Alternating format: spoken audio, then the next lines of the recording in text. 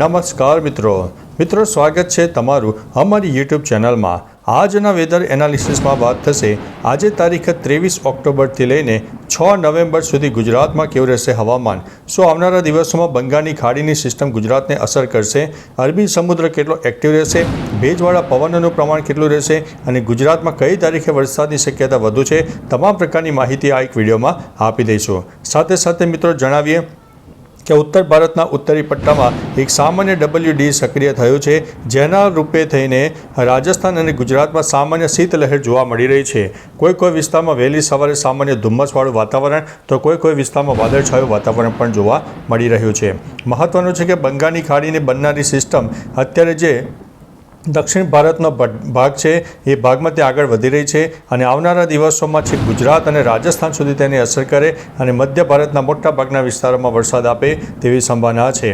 અત્યારે જ્યારે મિત્રો શિયાળાની શરૂઆત થઈ જવા પામી છે ત્યારે નવી બનેલી સિસ્ટમના કારણે ગઈકાલથી જ ગુજરાતના અનેક ભાગોમાં વાદળછાયું વાતાવરણ જોવા મળ્યું છે અને કોઈ વિસ્તારમાં છાંટાછૂટી અને નાનકડા વરસાદી ઝાપટા પણ જોવા મળ્યા છે।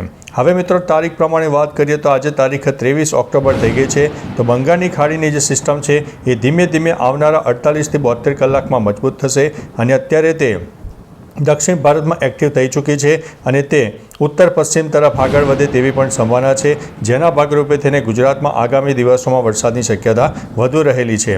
બીજી તરફ મિત્રો તારીખ 24 ઓક્ટોબરની વાત કરીએ તો આ જે સિસ્ટમ છે ધીમે ધીમે આગળ વધતા મહારાષ્ટ્ર સુધી અસર કરશે અને તારીખ 25 અને 26 તારીખ સુધીમાં તો ગુજરાતના અંદાજિત 20થી લઈને 40% વિસ્તારોને પ્રભાવિત કરે તેવી સંભાવના છે।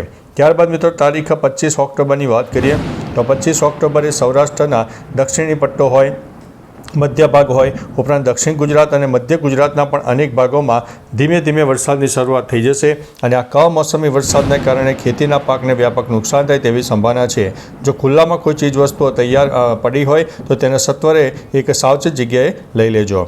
તારીખ 26 ઓક્ટોબરની વાત કરીએ તો 26 ઓક્ટોબરે ગુજરાતના અંદાજિત 20થી લઈને 60% વિસ્તારમાં વાદળછાયું વાતાવરણ અને કોઈ જગ્યાએ તો હળવા મધ્યમ વરસાદની શક્યતા છે। કોઈ જગ્યાએ તો અડધા ઇંચથી લઈને 1.5 ઇંચ સુધીના વરસાદ જોવા મળે તો નવાઈની વાત નહીં, કારણ કે અરબી સમુદ્રના ભેજવાળા પવનો પણ મળી રહ્યા છે અને સાથે સાથે આ સિસ્ટમ પોતાનું રૌદ્ર સ્વરૂપ બતાવશે, જેના કારણે લો ક્લાઉડ ફોર્મેશન અને એક લોકલ ડેવલપમેન્ટ સર્જાશે, જેના લીધે થઈને ગુજરાતમાં વરસાદની શક્યતા વધુ દેખાઈ રહી છે। મહત્વનું છે કે તારીખ 27 ઓક્ટોબરની પણ વાત કરીએ તો 27 ઓક્ટોબરે ગુજરાતના મોટા ભાગના વિસ્તારમાં વાદળછાયું વાતાવરણ અને રાજસ્થાનના પણ અનેક ભાગોમાં વરસાદની શક્યતા છે। છૂટોછવાયો વરસાદ તો કોઈ જગ્યાએ મધ્યમથી વધુ વરસાદ પણ થઈ શકે છે। 28 તારીખના વરસાદની સેશનની વાત કરીએ તો 28 તારીખે પણ આ જે સિસ્ટમ છે એ ગુજરાત સહિત રાજસ્થાન, મધ્ય ભારત અને દક્ષિણ ભારતના મોટા ભાગના વિસ્તારોમાં વાદળછાયું વાતાવરણ આપે અને છૂટોછવાયો વરસાદ આપે તેવી સંભાવના છે।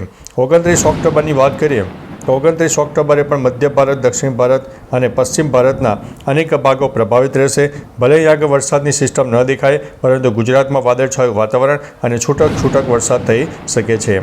30 ઓક્ટોબરની વાત કરીએ તો સૌરાષ્ટ્ર સહિત દક્ષિણ ગુજરાત ના અનેક ભાગો પ્રભાવિત રહેશે અને તેની અસર આપણને 31 ઓક્ટોબર સુધી જોવા મળનારી છે। મહત્વનું છે કે બંગાળની ખાડીની આ મજબૂત સિસ્ટમ આવનારા અંદાજિત 10 દિવસ સુધી સક્રિય રહે તેવી સંભાવના છે।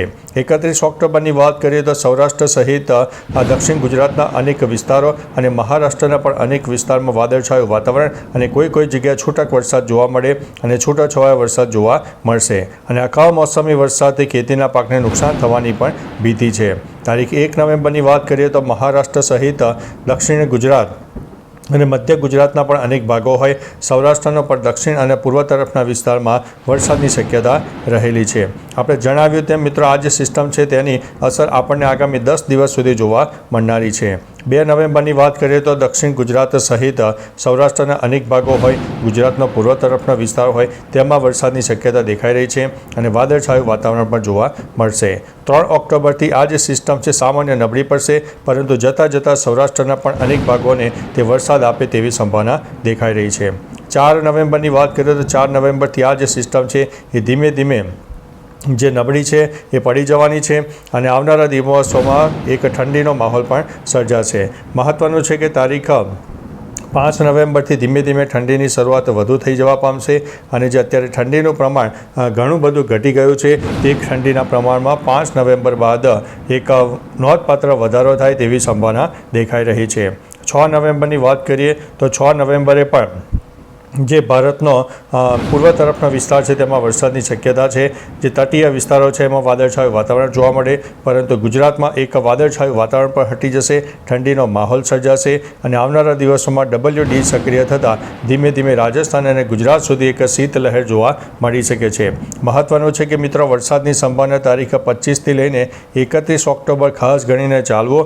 અને જે મિત્રો ખેતીના વ્યવસાય સાથે જોડાયેલા હોય, કોઈ ખુલ્લામાં કોઈ તમારી ચીજવસ્તુઓ પડી હોય, સૂકો ઘાસચારો પડ્યો હોય તો તેને સત્વરે લઈ લેજો અથવા તો તેના ઉપર તાડપત્રી બાંધી દેજો, જેથી આપણને ભયંકર નુકસાન ન થાય. મહત્વનું છે કે ગઈકાલથી જે ગુજરાતના વાતાવરણમાં પલટો આવી રહ્યો છે, ભલે તમને વરસાદની સિસ્ટમમાં સેટેલાઇટ બેઝના માધ્યમથી ન દેખાય, પરંતુ ગુજરાતના મોટાભાગના વિસ્તારમાં વાદળછાયું વાતાવરણ ગઈકાલથી સર્જાઈ ગયું છે અને કોઈ વિસ્તારમાં છાંટાછૂટી પણ થઈ જવા પામી છે. તો ચાલો મિત્રો, ફરીથી દેશ અને દુનિયાના